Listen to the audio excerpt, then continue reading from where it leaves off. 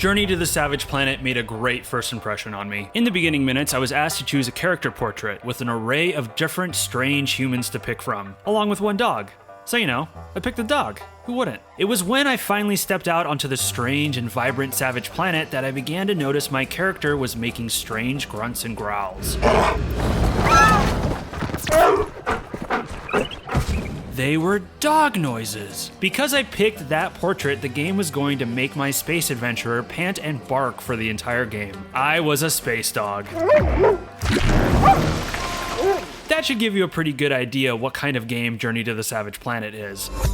Savage Planet puts you in the smelly boots of a Kindred explorer, who has been tasked with surveying a strange but luscious planet holding many mysteries, and farting birds. Savage Planet was originally released only a few months ago and has become one of 2020's unexpected gems. Currently available for the PlayStation 4, Xbox One, and PC, the game was just surprise released on Nintendo Switch, which is what brings us here today. And while the Savage Planet has retained all of its fun and charm on Nintendo's handheld, the port itself might not be entirely space-worthy. Bruh! The grab-and-go superlicious mega morphological food paste from Suckage Farms. The universe's #4 sustenance resource just got a whole lot juicier. This game is so wonderfully silly. The universe this game puts you into is corrupt, insane, and hilarious. Equal parts Hitchhiker's Guide to the Galaxy and Rick and Morty with sprinklings of Mike Judge. The common joke is how woefully expendable your character is, often made by your AI companion who is good for many a chuckle. Hey, buddy. So, you died, and I made a clone of you that shares your memories. Listen, just don't overthink this. Returning to your ship in between exploring, the game treats you to commercials from around the galaxy. An infomercial for grab, a sludge-like material that mimics real food.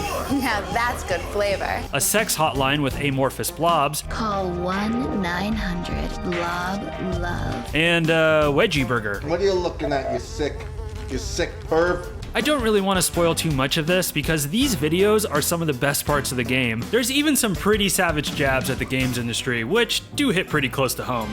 It's not in the game, unless you separately purchase each character, world, element, model, and texture. But Savage Planet gets away with these jabs because it has the game design to back it up.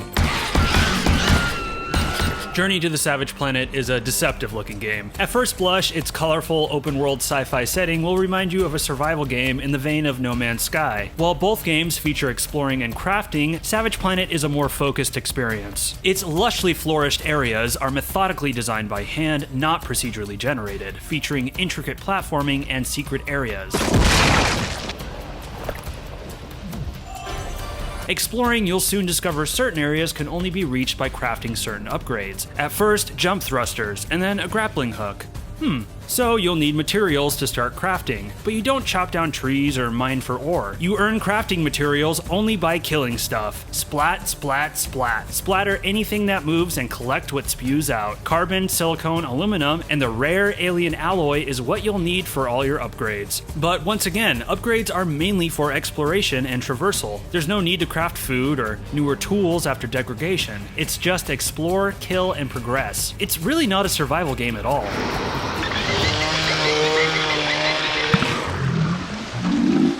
And with that realization, a big old smile came across my face. This is a Metroidvania, a first-person Metroidvania. Oh, fantastic. While there are plenty of Metroidvania games out there, hardly any are in the first-person perspective. The most immediate example I can think of is, well, Metroid Prime. Savage Planet takes most of its design inspiration from Samus's first-person outing right down to the scanning. But where Metroid Prime mostly had you traveling through cramped caves and ruins, Savage Planet keeps everything open, which is impressive since these environments are crammed full of nooks and crannies with all sorts of goodies to find. And where Metroid Prime had plenty of platforming, Savage Planet takes it to the next level. Platforms, grapple points, and rails to grind on are abundant. At times, the world feels more like a theme park than an alien planet, which I'm all about. Organic sub-items are available to help you with your traversal. Grapple seeds allow you to create grapple points as long as they are stuck to these blue rock fungi, adding a light puzzle element to the platforming. There's also gelatinous blobs that create mini trampolines, great for getting to secret areas or improvising quicker routes. Combat is solid. Your sole weapon is your 10-shot laser pistol, which feels satisfyingly punchy, especially with all that splat.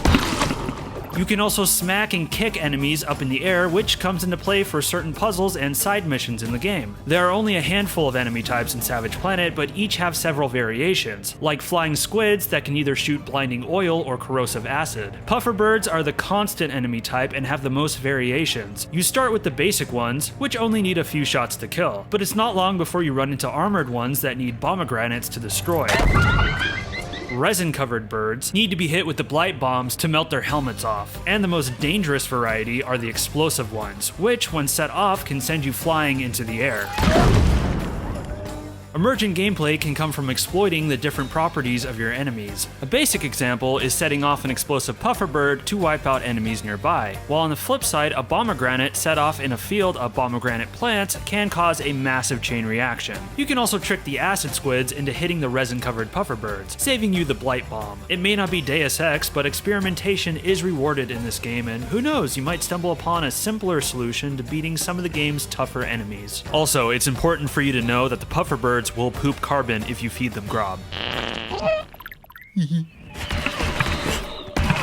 When it comes to the gameplay, I really don't have any complaints. Journey to the Savage Planet is really solid and fun. I'm a sucker for this type of game, and like I said, you don't often see first-person Metroidvanias. It's really refreshing. The game also has a handful of really fun bosses that test your platforming and shooting, which also is really refreshing. I've seen complaints about the game being on the short side, but to be honest, I put in about 9 hours, taking my time to explore and collect, and when I beat the final boss, I was at 60% completion. So if you ask me, this game gives you as much as you're willing to put in. Now all that is fine and good, but you're here to find out about the Switch port, aren't you? Well, unfortunately, this is where things turn into a bit of a bummer.